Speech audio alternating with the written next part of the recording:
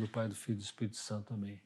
Ave Maria, cheia de graça, o Senhor é convosco. Bendita sois vós entre as mulheres, bendito é o fruto do vosso ventre, Jesus. Rogai por nós, pecadores, agora e na hora de nossa morte. Amém. Nossa Senhora da Assunção, São Luís, rei de França, santos mártires da Revolução Francesa, 16 carmelitas de Compiègne.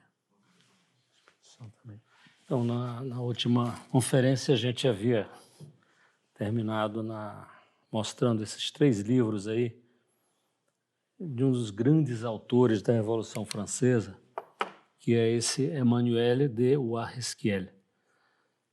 Ele acabou de lançar um livro, que é esse Il nous fallait des mythes, eram necessários mitos para nós, né? Então, obviamente, a Revolução Francesa criou um grande número de mitos, e eu comprei, até já chegou esse livro aí, começando a dar uma olhada nele aí, para a gente usar. Um grande autor, um grande conhecedor, grande autoridade dessa época da Revolução Francesa, Emmanuel de Warresquiel. Talvez o maior historiador hoje da França. Bom, esse quadro é espetacular, né? O quadro, obviamente, ele foi pintado depois da Revolução Francesa. Esse Auguste Couder, em 1839. Ele mostra a abertura dos Estados Gerais, né? É muito bem feito esse quadro, né? Assim, e algumas das pessoas que estão aí são reconhecíveis, né? Então, por exemplo, esse aqui é o Mirabeau, é muito fácil de reconhecer, né? Outros são reconhecíveis, mas o que é interessante nesse quadro, que é espetacular, estão todos os representantes dos 3 estados, né? Do clero, aqui, à direita do rei, né? A nobreza à esquerda do rei. O lado direito é sempre o lado mais importante. E aqui, o terceiro estado, né? Vocês veem que o terceiro estado está todo de preto, uniformizado de preto, né? A nobreza também está o mesmo tipo de veste, só o clero é que cada um está vestido conforme o seu estado, né? Bispo, cardeal, padre, monge, etc. Tá? É um quadro muito interessante. E outra coisa muito interessante, todos estão sentados num banco. Nenhum tem espaldar, né, para encostar as costas, né? Todos estão com o chapéu na mão, todos estão com a cabeça descoberta, né, em respeito ao rei, né? É muito interessante isso aqui. Quadro belíssimo. Por isso que eu coloquei ele aí, né?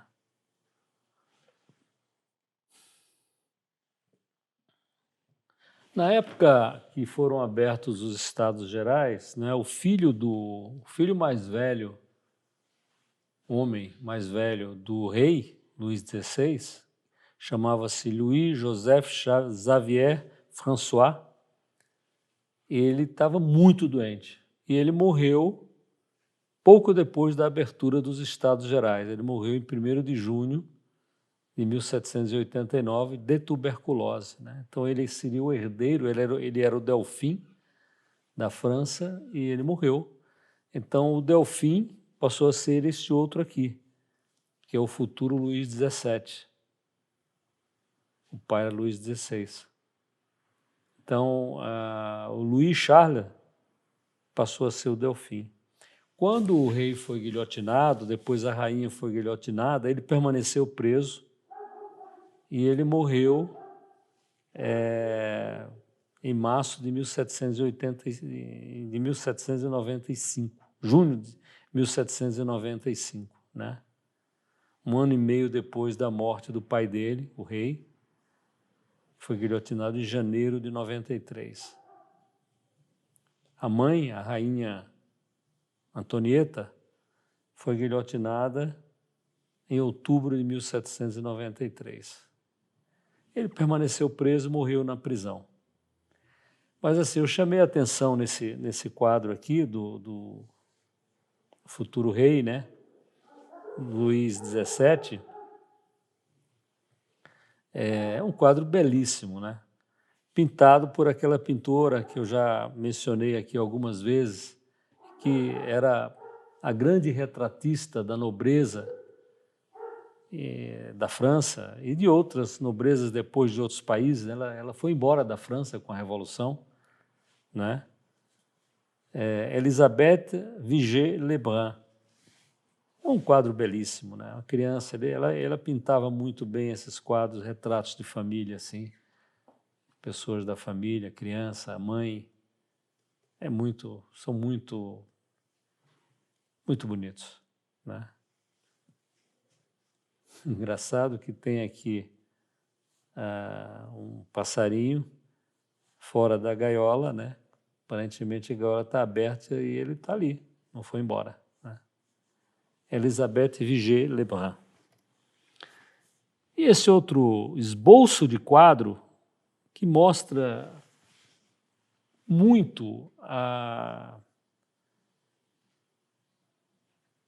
quão efêmeras são as coisas, né? Principalmente numa revolução, né? Isso daqui é o julgamento, isso aqui é um esboço de um quadro que nunca chegou a ser completado, pelo maior pintor da época, que se chamava David, Jacques-Louis David. Ele fez um esboço para retratar este momento histórico, que ele achou que isso aí é que iria marcar a mesma história e tal, né? Esse David se tornou um deputado radical, né? Ele foi da montanha, né? Aliado do Robespierre. É uma coisa muito curiosa. Então, isso aí é o juramento da sala do Jeu de Paume, jogo de palma, né? Tipo um tênis, tipo uma peteca, tipo uma coisa assim. Paume é palma na mão.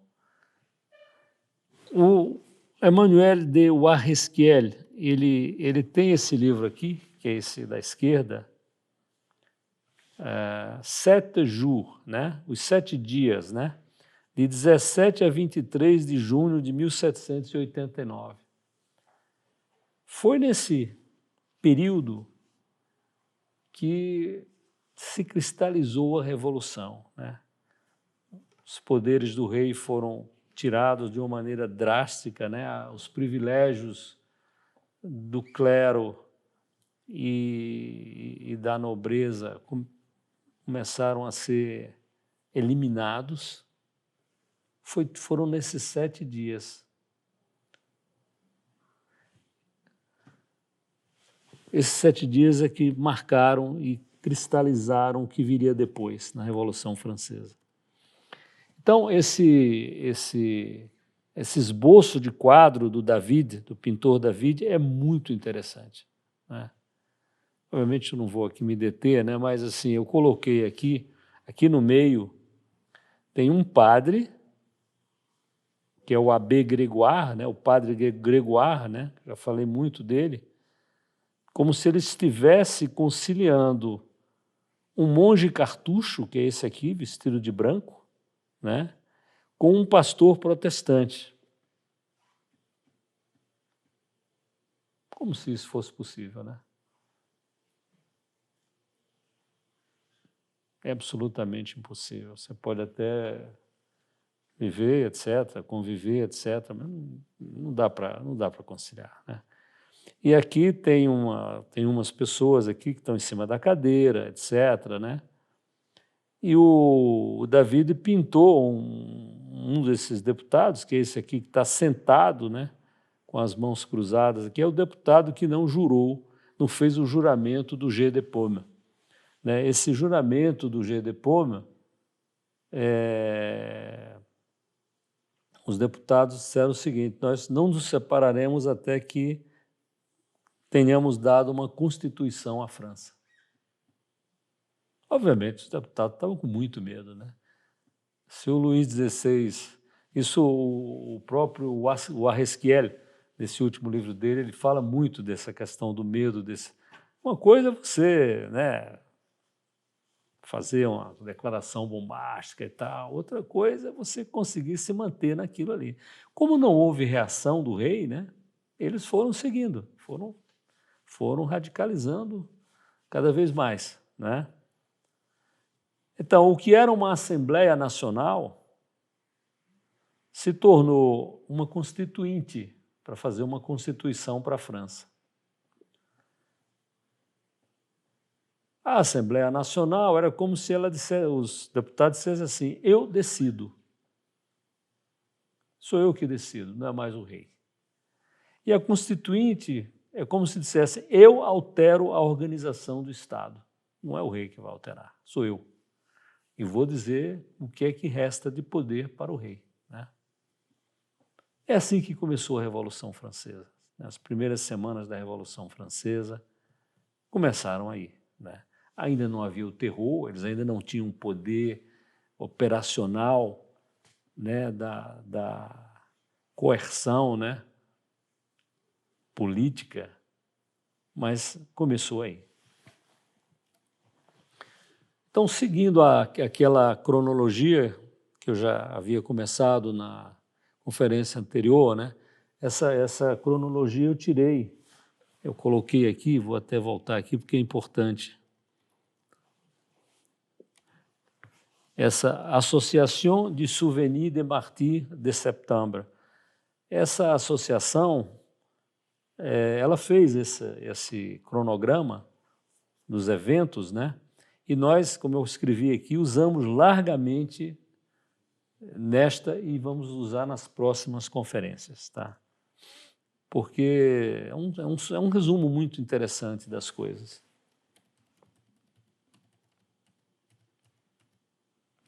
Então, já falamos de junho, já falamos de julho, etc. As coisas foram acontecendo. Em novembro de 1789, 2 de novembro, por 568 votos contra 346, a Assembleia adotou um decreto pondo todos os bens da Igreja à disposição da nação. Foi a maneira que eles acharam, quer dizer, a revolução é isso, né? São ilegalidades em cima de ilegalidades, né? Coisas que jamais seriam feitas num Estado de direito, a revolução faz. Por isso que se chama revolução. A revolução é a inversão das coisas, né? Então, todos os bens do clero foram tomados pelo Estado para resolver a questão do déficit orçamentário da nação francesa. Eu falei isso já em outros momentos. Está faltando dinheiro, então vamos tomar as propriedades da igreja. Mas não se preocupem, tranquilo, nós vamos fornecer um salário para os religiosos, né, e para os custos do culto, né? Que coisa, né? E também para socorrer os pobres, como a igreja fazia. As coisas que a igreja fazia, nós vamos dar um dinheirinho para vocês, não se preocupe, nós estamos tomando as coisas de vocês, mas nós vamos dar alguma coisa para vocês. Em dezembro de 1789, a Assembleia retirou, né, dos bispos, né, a supervisão da educação pública. A educação, sempre foi a igreja que se preocupou com a educação, né? Quem que ia investir em educação? Ainda mais uma educação gratuita? Ninguém. A igreja tinha essa preocupação, né? A igreja que fundou as universidades, criou esse instituto chamado universidade. Foi a igreja, na Idade Média. Né? Mas a Revolução tirou essa prerrogativa da igreja, né, da educação pública, dos bispos de supervisionar. Né? E passou essa supervisão para as administrações dos departamentos da França. A França não tem estados, vamos dizer assim, tem departamentos. Não tem estados nem províncias, tem departamentos. Né?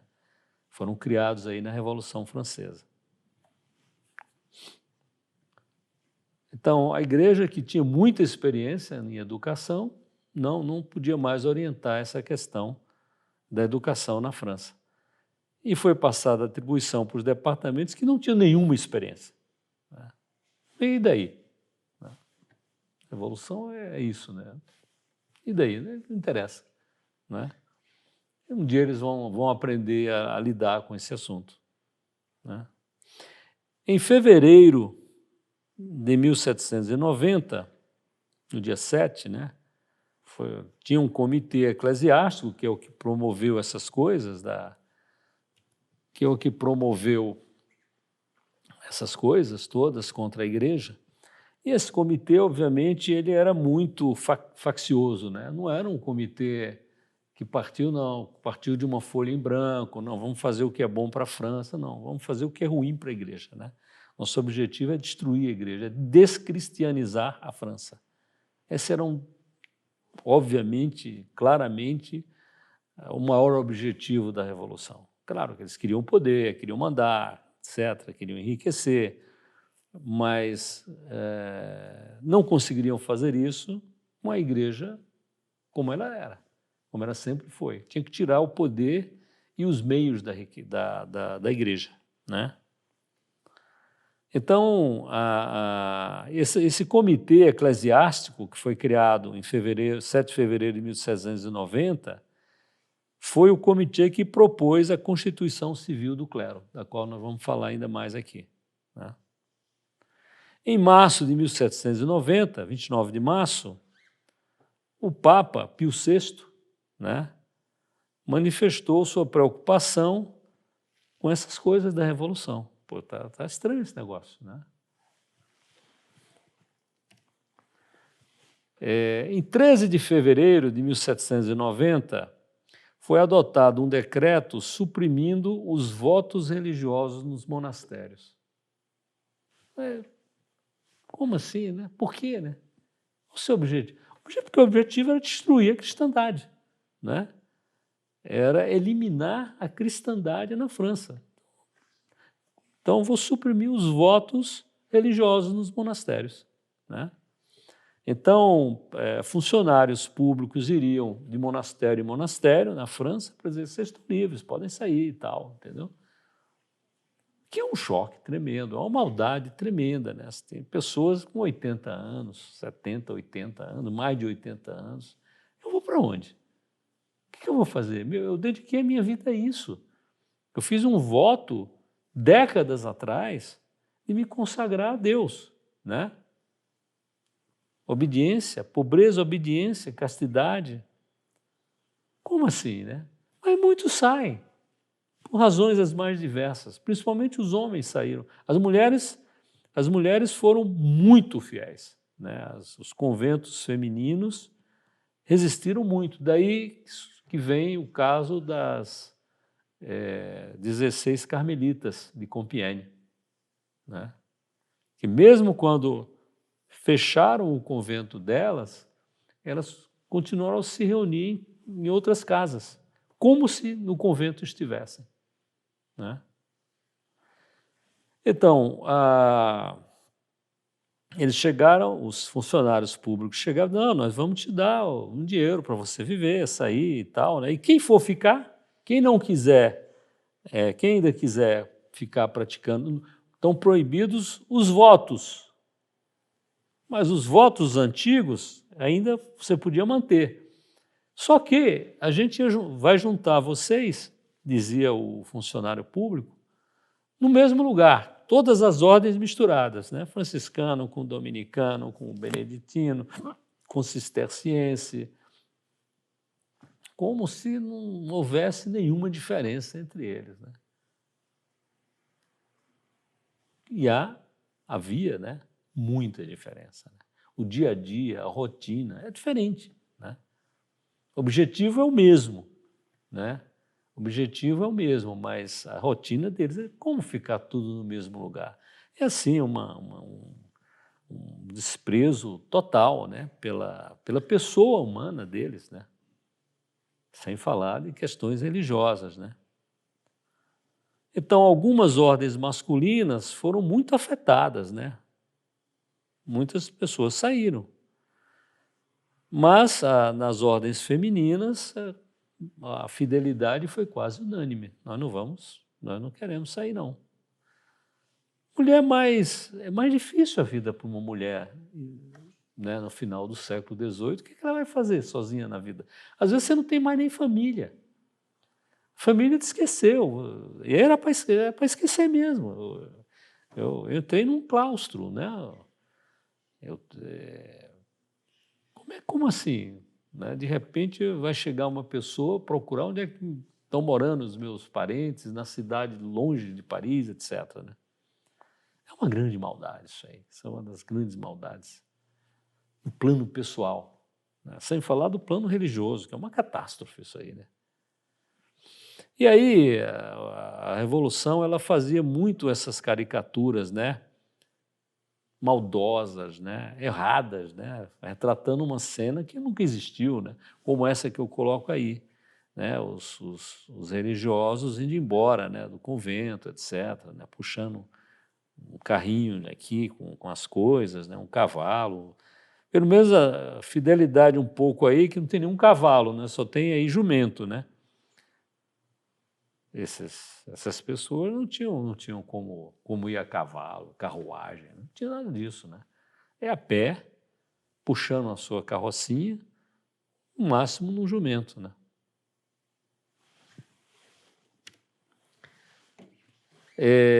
Bom, em julho de 1790, 12 de julho, né, foi votada a Constituição Civil do Clero. Esse cronograma aqui não é o cronograma da Revolução em si, é o cronograma da Revolução no que diz respeito à Igreja. Tá? Eu vou aproveitando e vou fazendo algumas digressões sobre coisas mais amplas, mas eu estou colocando aqui a cronologia da Revolução com relação à Igreja. A Constituição Civil do Clero, e eu achei essa frase aqui muito, muito correta, né?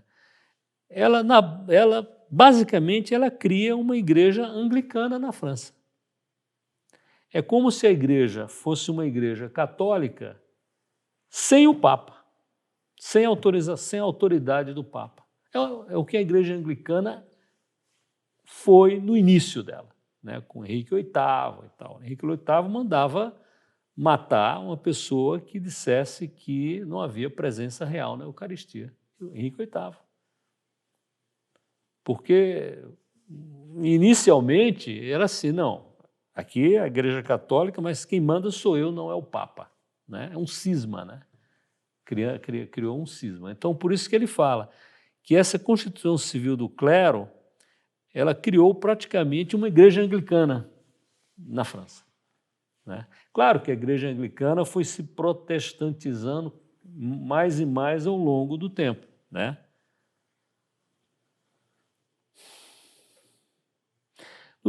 Então, essa Constituição Civil foi aprovada no dia 22 e o rei tinha que assinar, né? Tinha que aprovar, né? Ainda tinha que aprovar. Então, no dia 28, o rei escreveu ao Papa, né? Para dizer, Papa, eu estou com um problema.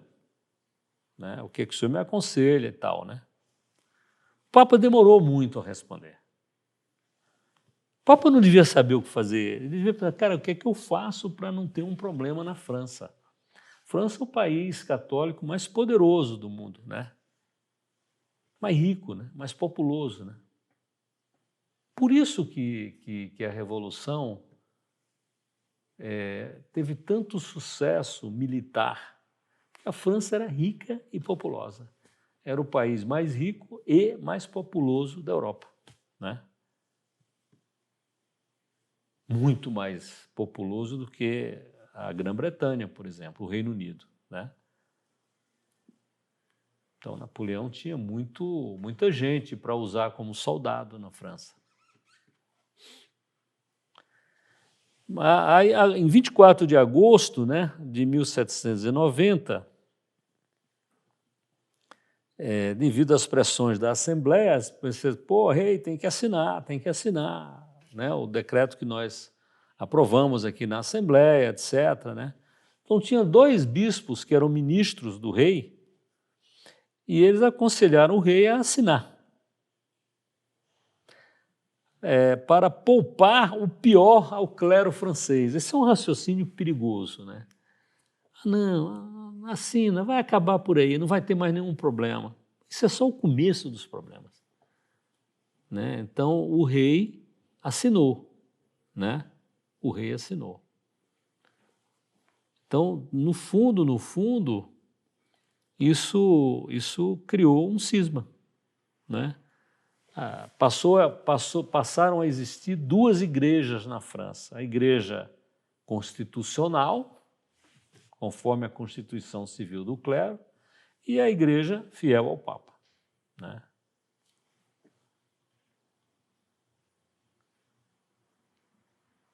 E esses 2 bispos, que eram ministros do Luís XVI, ainda disseram ao Papa, né? Papa, só Vossa Santidade conseguiria evitar o cisma dando uma forma canônica a essas reformas que a Revolução está fazendo, a Constituição Civil do Clero. Se você incluir isso dentro dos cânones da Igreja, continuamos sem cisma, o que obviamente é impossível, né? Então isso não foi feito, né? Bom, o Papa não respondeu, então o Luís XVI promulgou a lei de organização da Igreja na França.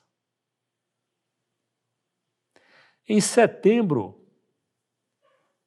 de 1790, 20 de setembro, né, um breve do Papa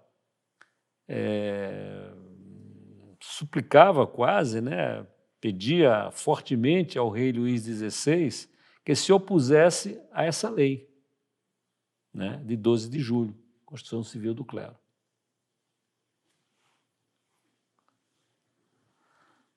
Em outubro de 1790, só para assim, bom, deixa eu falar isso aqui primeiro então.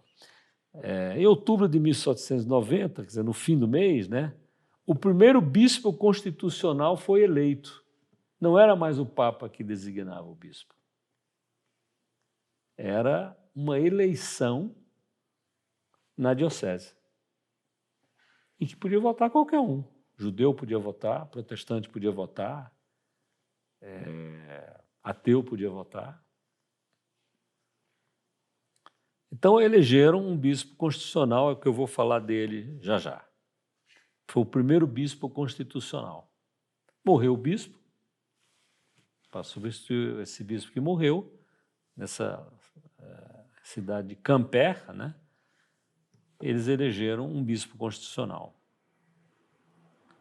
No dia 27 de novembro, no dia 15 de novembro de 1790, porque o que é que aconteceu? Nenhum bispo queria sagrar uma pessoa escolhida pelo povo e não pelo Papa como bispo, né? Para uma pessoa se tornar bispo, um outro bispo tem que sagrar, né? Sempre foi assim, desde os apóstolos, né?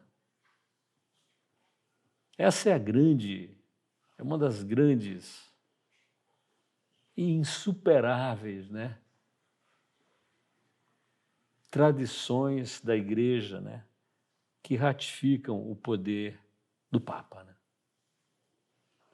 Porque os bispos vieram dos apóstolos, todos eles. Você vai nessas dioceses aí, na Europa principalmente, tem todos os bispos listados, desde o primeiro. Diocese de Braga, em Portugal, onde está a cruz da primeira missa rezada no Brasil.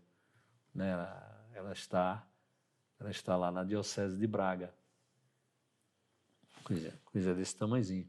Não é aquela cruz enorme do quadro da primeira missa no Brasil, quadro de cruz de madeira e tal. Mas,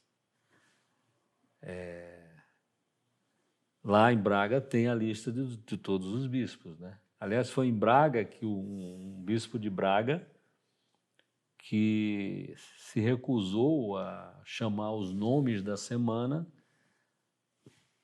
como sempre tinham sido chamados, né? Com nomes de deuses pagãos. Né?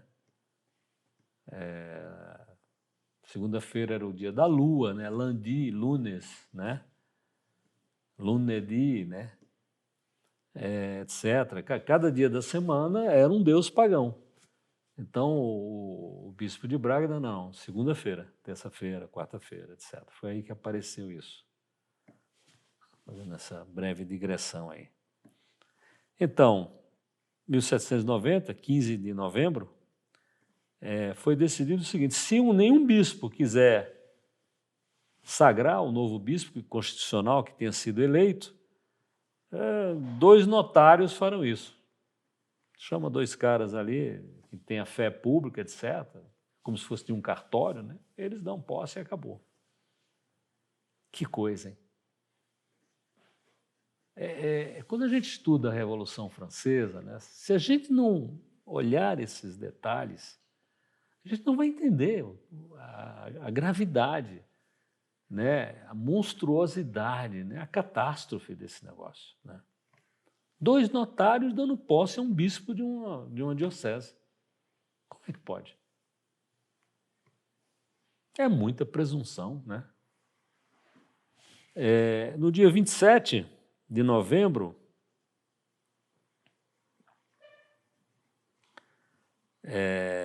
foi tomada uma decisão, né,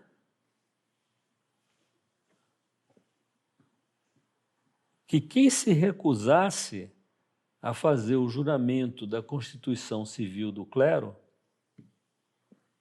estava expulso do clero e logo não ia receber o salário que tinha sido prometido. É muito fácil tomar, né? Não, tal, nós vamos te pagar, não se preocupe, mas aí vão aparecendo pretextos para não pagar. Essa coerção, né, econômica sempre foi muito usado contra a igreja. Né? Na Inglaterra, foi muito usado. As multas que foram impostas aos católicos eram destruidoras da família, né? Da economia da família. Né? E teve família que pagou por séculos, 2 séculos pagando multa para não ter que ir ao culto anglicano. Né? Se você não fosse a um culto anglicano, você vai, mas que história é essa? Esse cara é católico. Como assim? Tem que pagar multa. Primeiro era só a multa do dono, do chefe da família. Depois, a multa passou a ser por todas as pessoas da casa. É um valor que levava à falência a qualquer família. Precisa ser rico para poder... Então, muitos católicos que não tinham como, né, a família toda ia morrer de fome. Então, a pessoa ia a um culto. Muita gente foi. Né? Mas não, muitos não foram. Muitos não foram.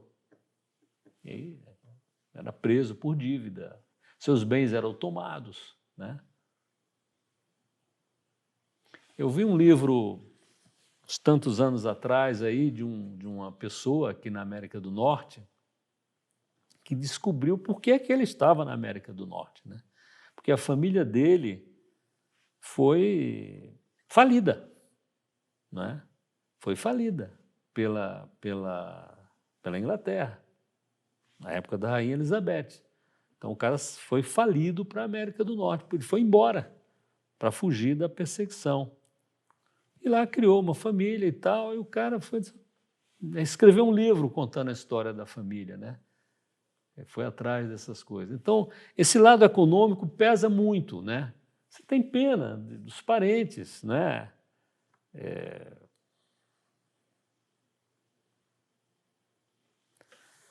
Então, os padres eram os padres funcionários, né? Eles tinham que prestar o juramento. Como Mirabeau falou, né? Mirabeau foi o revolucionário mais importante no início da Revolução. Está aqui o nome dele, Mirabeau. Tá? Ele era muito falante, né? Ele era um nobre, mas ele foi eleito pelo terceiro estado, pelo povo. O nobre não queriam mais ele. Já sabiam como é que é. O pai dele já tinha mandado prendê-lo várias vezes. Eu já falei isso numa conferência passada, se não me engano. O Mirabeau era um cara muito difícil. Então, ele falou, vocês são pagos pelo Estado, padres e religiosos, né? Vocês são funcionários do Estado, vocês têm que obedecer.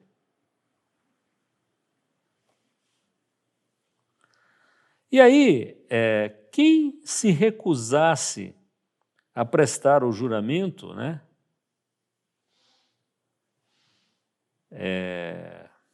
E continuasse a exercer a função de padre, seriam considerados como perturbadores da ordem pública e como rebeldes. Já pensou? Que risco! E aí que a gente vê, vamos dizer assim, a grandeza da maior parte do clero francês, né?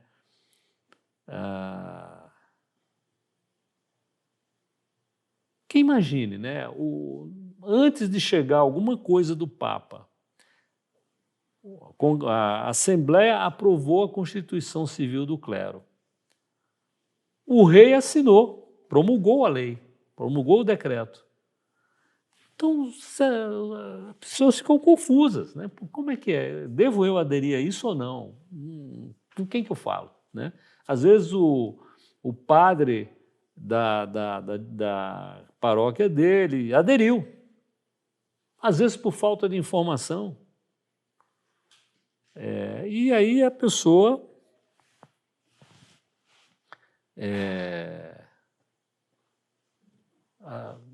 aderia também, o fiel, sem saber, né?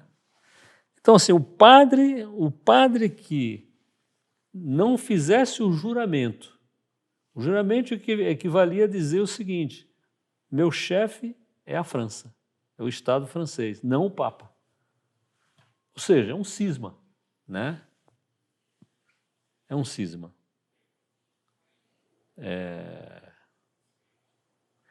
E se o padre continuar a rezar a missa depois de não ter jurado, ele vai ser considerado um perturbador da ordem pública e um rebelde. O perigo é grande, né? Mais ou menos 1/3 dos padres que eram deputados na Assembleia fizeram o juramento. Os outros se recusaram, o que já é um indício muito interessante, né? O padre da Assembleia ele tinha muito mais conhecimento do que um padre do interior, de uma paróquia mais longínqua, né? Falou, isso aqui está errado, né? Mas não prestar o juramento iria se tornar quase que uma sentença de morte, né? Você é inimigo do Estado, né? Você não cumpre a Constituição do Estado. Então eu falei, né? O primeiro bispo constitucional foi esse Louis-Alexandre Expilly de La Poisse. Louis-Alexandre Expilly. Ele era da região ali de Brest, né? E foi guilhotinado. Que coisa! Quer dizer, poxa, eu aderi, né? Traí a igreja, porque eu acho que o Estado é quem deve mandar, etc., na igreja. Foi guilhotinado. foi guilhotinado no Grande Terror, né? Foi guilhotinado em 22 de maio de 1794. Ele era o bispo constitucional do Finisterre. Finisterra é sempre aquela ponta que os países têm mais para dentro do mar, né? Isso tem um Finisterra, por exemplo, lá em Santiago de Compostela, por exemplo. O fim da Terra mesmo. Depois saiu o oceano. Na época ninguém nem sabia se tinha terra depois, né? Depois do oceano, né? Então esse Louis Alexandre Expellier foi eleito bispo de Finisterre em 1790 e foi guilhotinado em 1794. Ele já tinha sido eleito, essa pessoa, Louis Alexandre Expellier, como deputado, né, para os Estados Gerais. Então, era um cara politizado, né? Na Assembleia Constituinte, ele presidiu a comissão que trabalhou para fazer a Constituição Civil do Clero. Foi coerente no erro, né? Que reorganizou a Igreja da França, né? E aí mudou todas as dioceses da França. A diocese passou a ser uma coisa, não aquela diocese da tradição da igreja, mas a diocese agora é do tamanho de um departamento. Então, só vai ter o número de dioceses, é o número de departamentos da França. Como assim? Qual a sua autoridade para fazer um negócio desse, né? Mas foi assim, né? Esse Louis Alexandre Expellier de la Poipe, né? Ele foi eleito com 233 votos, num total de 380 votos. E teve um outro, que era o bispo refratário, um bispo que não jurou a Constituição Civil do Clero, né? Que estava exilado, refugiado em Londres, ainda recebeu 125 votos. E não era candidato.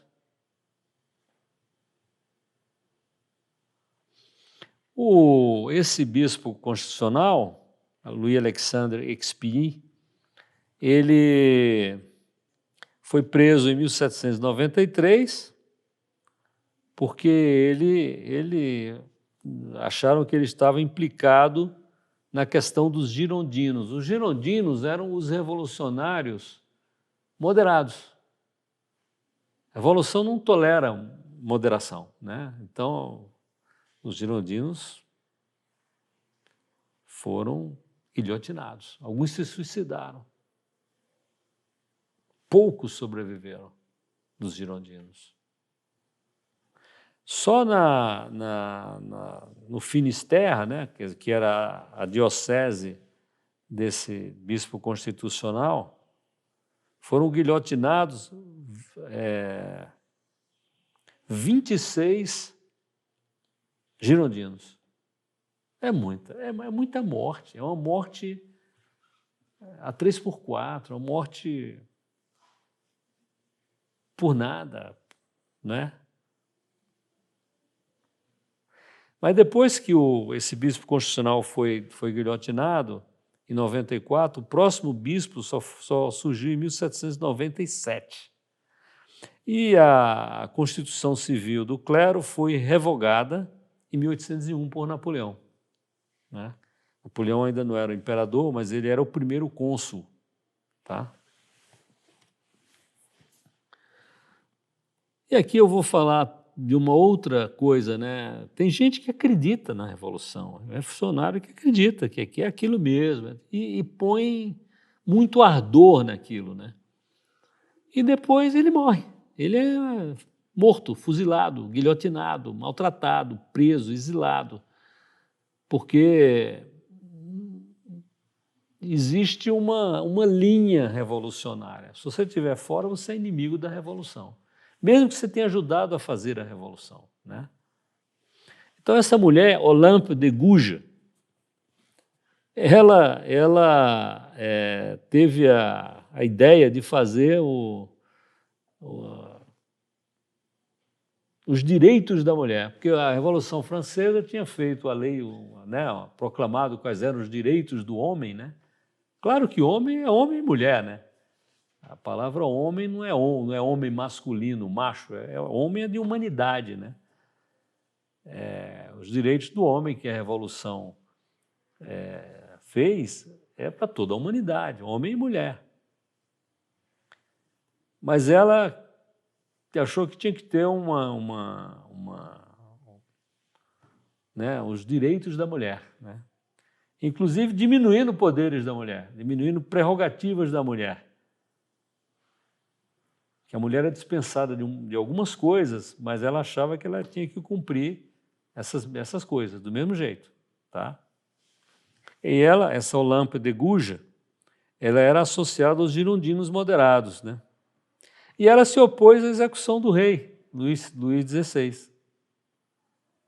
Como os girondinos, em geral, se opunham.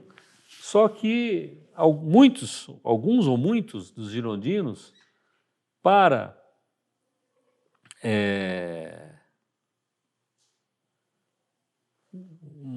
não correrem risco pessoal, mesmo ele achando que o rei não devia ser guilhotinado, votaram pela morte do rei. Para mostrar calor, né, revolucionário, né? Eu não sou frio, eu não sou morno, eu sou caloroso aqui, né? E ela escreveu coisas contra, vejam só, né? Robespierre.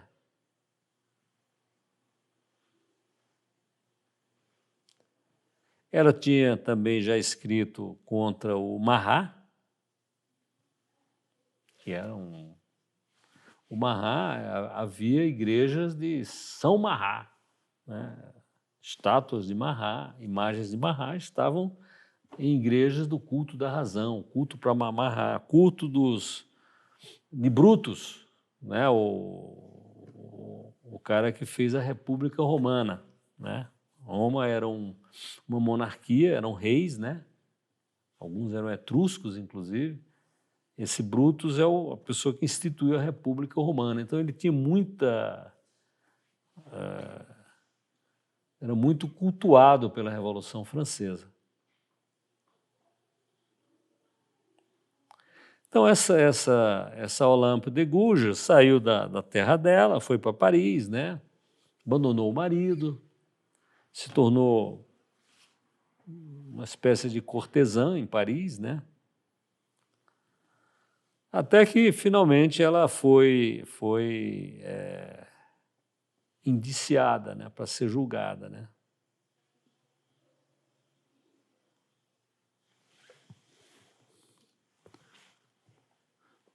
Então, como eu falei, ela é a redatora da Declaração dos Direitos da Mulher e da Cidadã.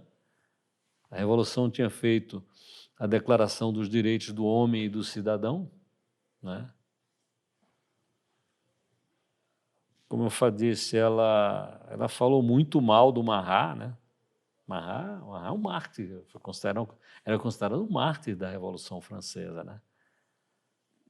Ele foi assassinado por uma mulher, né? Charlotte Corday. O David fez um quadro, né? Houve cerimônias para ele. Ele foi colocado no panteão, o Marat, né? Depois foi despanteonizado. Descobriram coisas. Opa, não, esse cara é assim, revolução, principalmente se ela tiver muita pressa em homenagear certas pessoas, corre risco de homenagear pessoas erradas, como o Marat. Tiraram o Marat do panteão, né?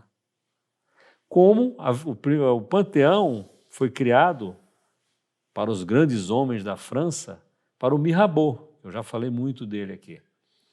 E o Mirabeau foi despanteonizado também, né? Descobriram traições do Mirabeau. Correspondência do Mirabeau com a família real francesa. Porque o Mirabeau se deu conta de que a Revolução estava num rumo que ia destruir a França, como quase destruiu mesmo, né?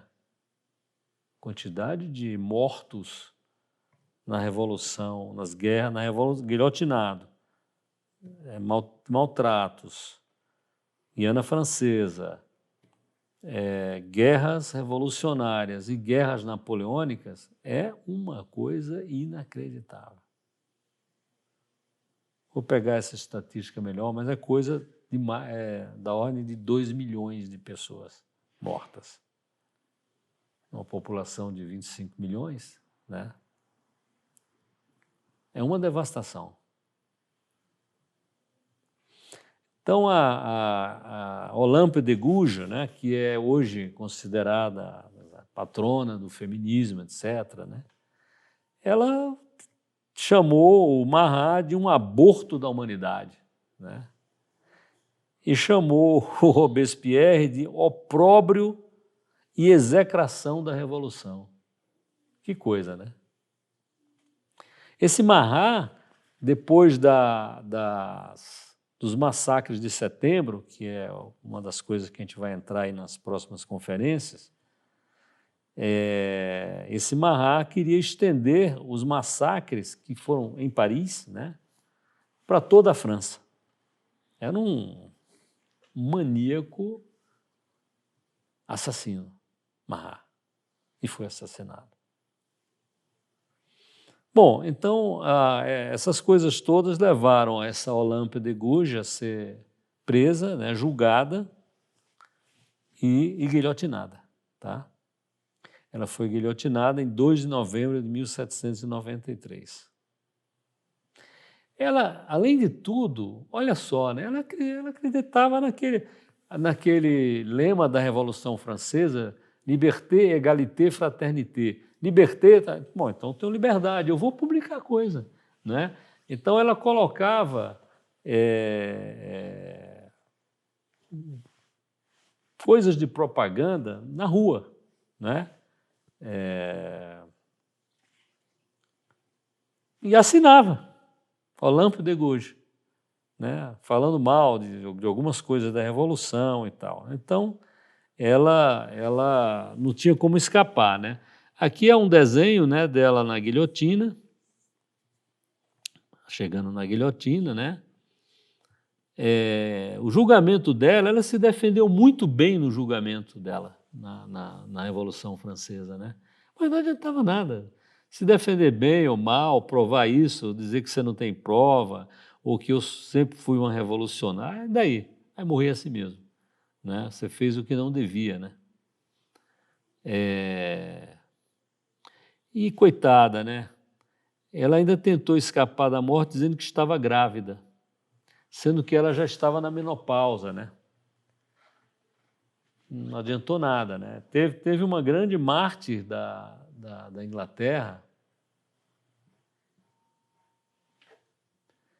que possivelmente estava grávida quando ela morreu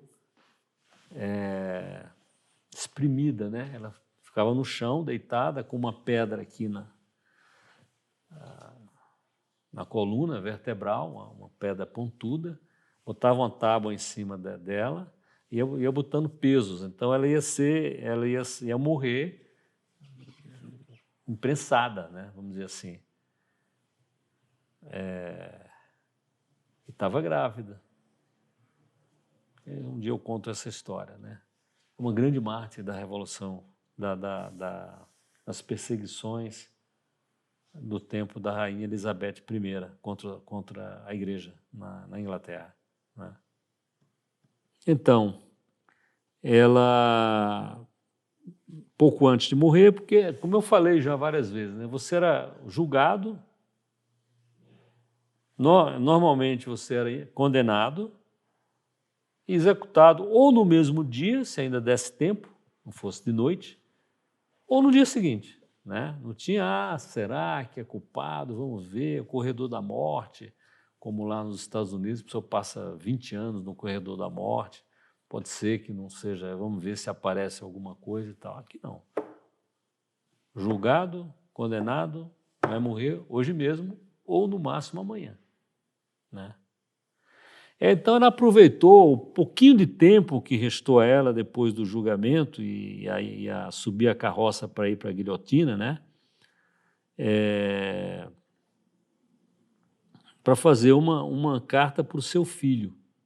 Ela teve um filho com o marido dela, se eu não me engano. E ela subiu na guilhotina, né? Dizendo: filhos da pátria, vocês vão vingar a minha morte. Ninguém vingou, obviamente, a morte dela. Enfant de la patrie Enfant de la patrie é aquela verso, né? Parte do verso da Marseillaise, da Marselhesa, né? Do hino hoje, que é o hino da França. Allons enfants de la patrie, né? Coitada, foi guilhotinada. E o filho dela a renegou. Vou falar aqui, como é que pode? Que coisa, que vida. E eu me lembrei de uma outra frase, né? Desse Henri de la Roche-Jacquelin. Esse Roche-Jacquelin era um revolucionário da Vendéia. Então, o que ele gritava para os soldados dele, né, era o seguinte: se eu avançar, me sigam. Se eu morrer, me vinguem. Se eu recuar, me matem. Negócio espetacular. Ele era o comandante, né? Ele era o comandante do pessoal da revolta lá na Vendéia. Se eu avançar, me sigam. Se eu morrer, me vinguem. Se eu recuar, me matem. Esse aqui é o filho da Olympe de Gouges, né? Pierre Aubry de Gouges. Ele fez uma declaração escrita contra a mãe dele, né? Como uma profissão de fé cívica, né? Chamou a mãe dele de virago. Virago é uma mulher que faz coisas de homem, né? Tipo assim, minha mãe não devia ter feito nada disso, isso não é coisa de mulher, né? Isso é coisa de homem, política, falar essas coisas, né? Então ele falou: esta virago, esta mulher-homem, está escrito no texto dele, la femme homme, a impudente Olympe de Gouges, que foi a primeira que instituiu uma sociedade de mulheres, que abandonou os cuidados domésticos e quis entrar na política e cometeu crimes. Ele está falando da mãe dele, né? Todos esses atos imorais, né, foram aniquilados pelo ferro vingador das leis. Que coisa! Ele não teve a dignidade de ficar ali calado. Falou mal da mãe para não ter problema.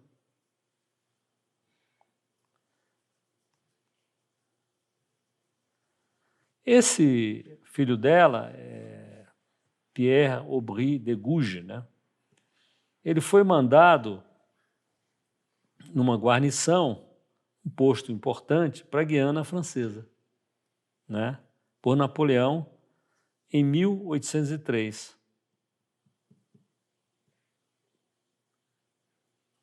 Na verdade, ele foi designado para em 1802. Mal chegou lá, pouquíssimo tempo, morreu.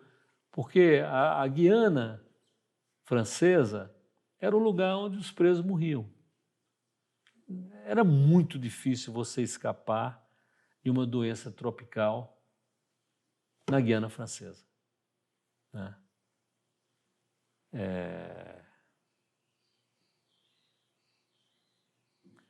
Então, assim, principalmente malária, né?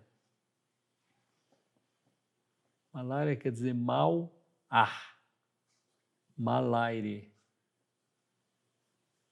Então ele chegou lá e morreu rapidamente, né? Provavelmente de malária. E a esposa dele se casou de novo, né? Mas aí o Dom João VI do Brasil invadiu a Guiana Francesa, porque Portugal estava em guerra com a França, né? Ele fugiu de Portugal, o Dom João VI, em 1807, fugindo de Napoleão, né? Escoltado pela esquadra inglesa. O Dom João VI veio para o Brasil, montou uma expedição para tomar a Guiana Francesa, e tomou. E aí a mulher do filho da Olympe de Gouges, né? Ela resolveu ir embora. Deixou os filhos lá e embarcou no navio para a França. Só que o navio que ela pegou foi aprisionado pelos ingleses. E ela morreu a bordo, e o corpo dela foi jogado no mar. Assim, que vida, que negócio, né? Que coisa.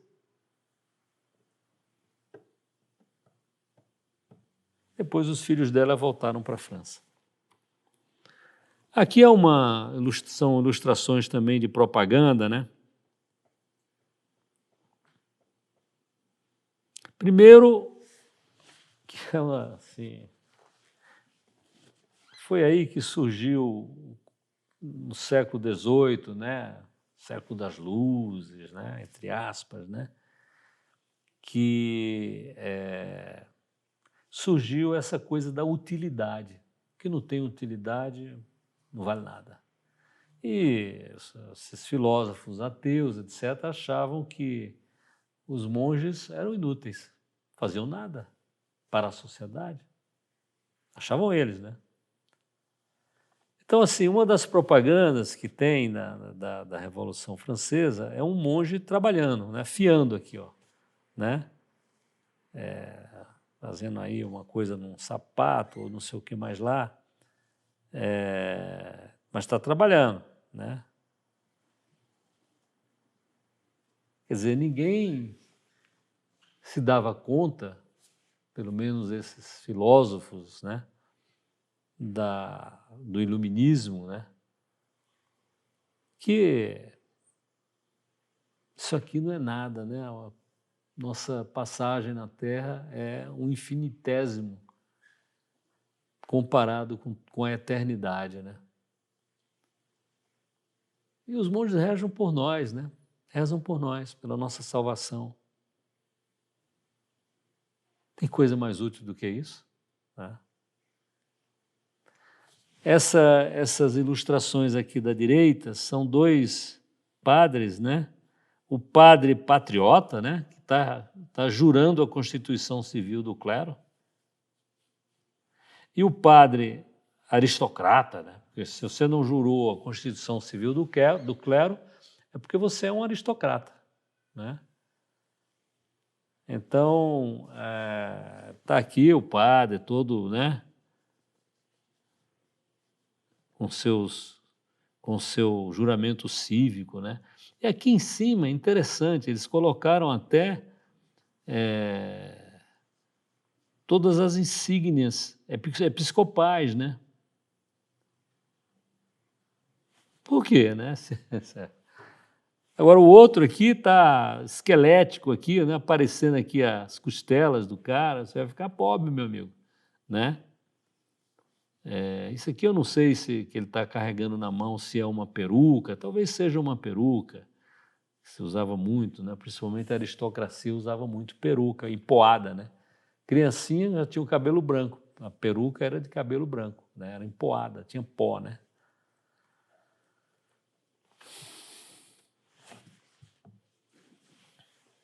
Aqui são dois pratos. Próxima conferência que eu for fazer, nós temos esse prato aqui, nós temos ele aqui, sem esse bicado. Temos um prato original da propaganda da Revolução Francesa, contra, obviamente, o clero e contra as outras classes, as duas classes, a nobreza, o clero e a nobreza, né? Então aqui ele tem um dizer aqui: eu juro manter de todo minha força a Constituição. Aí tem uma cerca, né?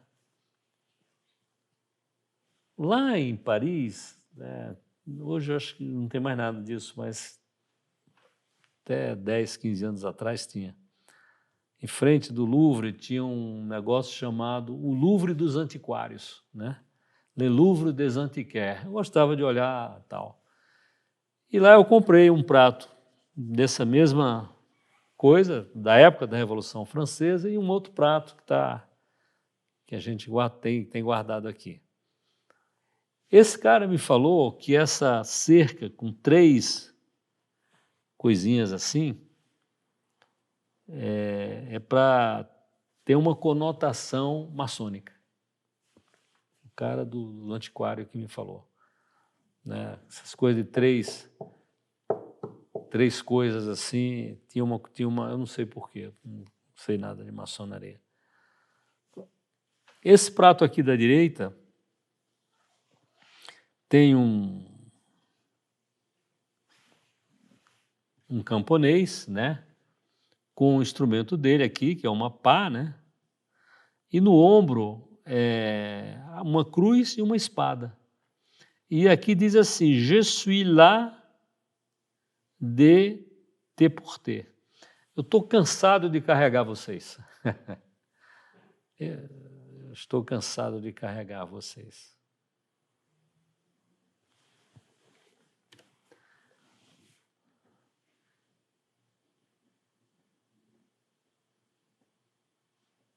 Bom, dezembro de 1790, sem resposta de Roma, Luís XVI ratifica a lei do sermão.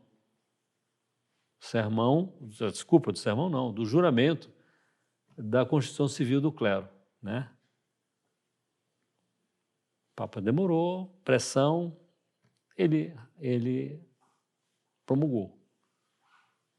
Em janeiro de 1791, dia 2 de janeiro,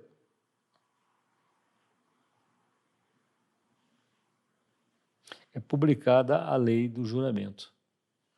7 bispos dos 160 da França prestaram o juramento. Que testemunho para os bispos da França, hein? Espetacular, não? Só 7 bispos de 160 prestaram o juramento da Constituição Civil do Clero. Obviamente os piores, né? Talleyrand, por exemplo, prestou juramento, né? Aliás, foi o Talleyrand que sagrou os bispos, né? Ele sagrava os bispos, mesmo ele praticamente tendo abandonado a igreja, né?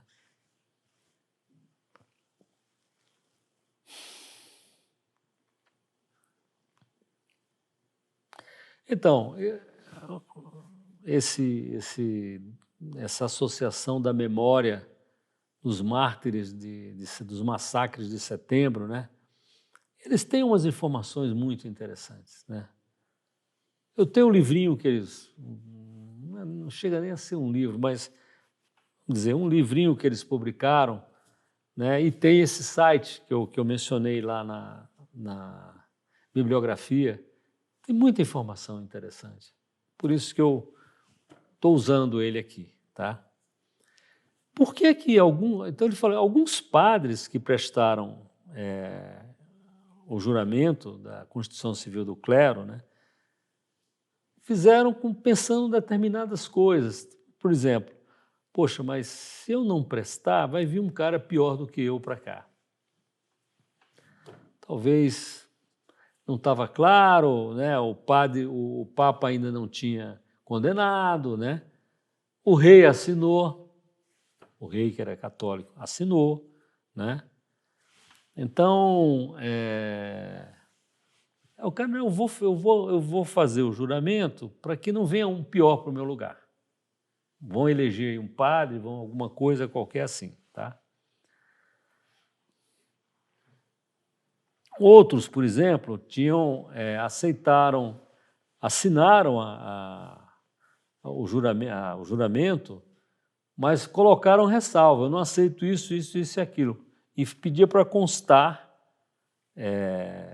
no processo do juramento dele, que ele era contra determinadas coisas desse juramento. Coitados, né? Eles achavam que essas coisas eram tranquilas, sempre foi assim e tal, mas a revolução muda o que era assim. Esse é o problema, né? E muitos que juraram, depois que o Papa condenou a Constituição Civil do Clero, e os bispos deles disseram, não jurem, isso está errado. Eles voltaram atrás no juramento, foram lá e pediram para dizer, esse juramento que eu fiz pode anular, não juro mais, não vale, né?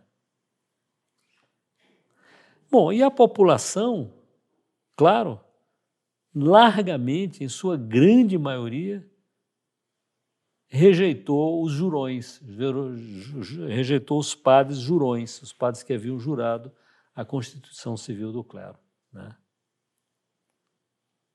Na verdade, o povo, a grande maioria do povo, desprezou esses padres que fizeram esse juramento. A gente chama de jurões, né? São os jurões.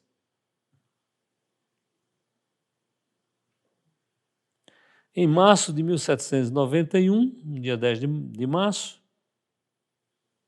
o Papa declara cismática a Constituição Civil do Clero. Agora sim, né? Opa, então agora está claro, né? Não pode.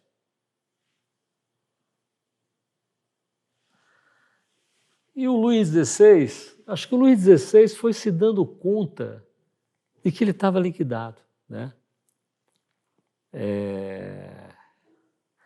O próprio padre, que era o confessor do rei, que era esse padre Pupar, né? Ele tinha feito o sermão, ele tinha feito o juramento da Constituição Civil do Clero, né? Então ele deixou de ter esse padre como confessor e pegou um outro, o padre Hébert, que era um eudista, que será massacrado e se tornará um dos mártires do Carmelo, né? Carmelo tinha virado uma prisão, né? Então o rei disse, não quero não vou me confessar mais com um padre jurão. Eu quero um padre que não tenha jurado a Constituição Civil do Clero. Bom, os padres que não juraram, que normalmente são chamados lá oficialmente como refratários, né, foram ou exilados, ou massacrados, ou deportados. Exilado é que vai embora, ele indo embora por si, né? O deportado é quando ele é preso, colocado no navio e mandado para fora, em geral para a Guiana Francesa. A Guiana Francesa era conhecida como a guilhotina seca. Não cortava o pescoço, né? Não saía o sangue deles, mas eles morriam do mesmo jeito. Malária, doenças tropicais, né? Em dezembro de 1791, o rei, Luís XVI, vetou uma lei que proibia e recusava, né, proibia aos padres não jurões, né, a liberdade de culto. Você não jurou a Constituição Civil do Clero, você não pode rezar a missa. Não existe. Mas cadê aquela liberté, da liberté, égalité, fraternité, né?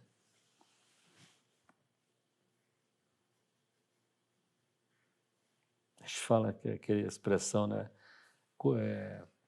Coisa para boi dormir, né? Mas nem um boi dormiria com um negócio desse. É um negócio tão gritante, né?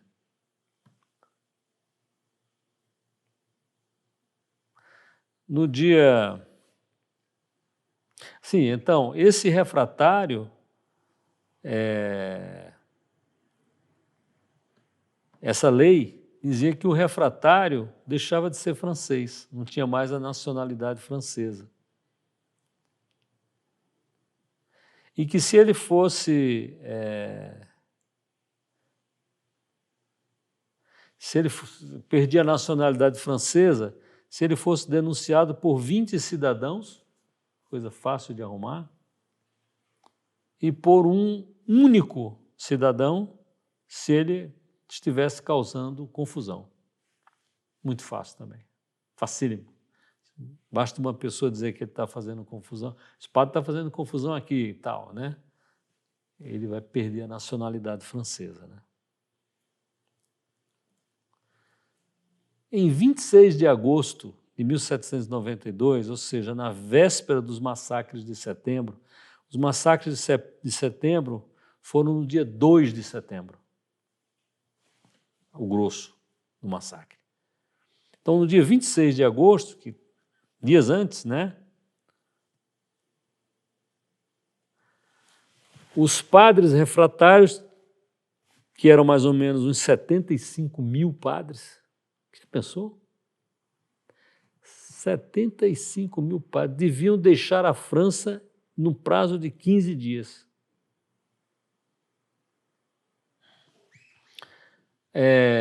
Em novembro de 1793, as igrejas todas da França foram fechadas. Não houve missa de Natal em 1793 na França, nas igrejas da França, nas catedrais, nas igrejas paroquiais. Certamente houve clandestinas, na casa de alguém, numa fazenda de alguém, mas nas igrejas não. Notre Dame já era um templo da razão.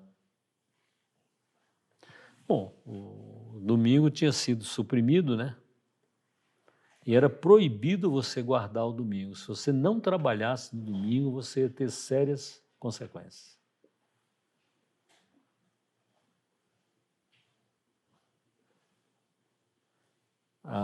O mês, em vez de 4 domingos, mais ou menos, ele passou a ter 3 decadi. Então, em vez de ter 4 dias de descanso, passou a ter 3. Todos os meses passaram a ter 30 dias. Quer dizer, é um leito de Procusto, né? Ah, não, um tem 30, outro 30, não, tudo 30, né?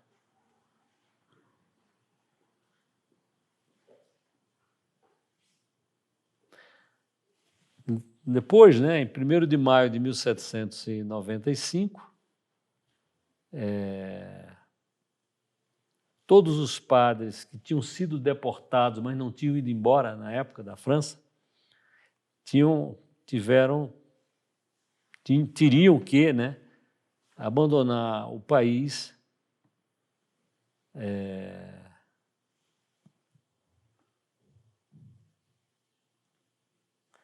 no prazo de um mês. Muitos foram para aquela ilha no Canal da Mancha, né, entre a França e a Inglaterra, mas que era da Inglaterra, que é a ilha de Jersey, né? Eu coloquei aqui um lembrete, se vocês não viram, tentem ver, um filme chamado Nefários, tá? É muito interessante. Bom, paramos por aqui.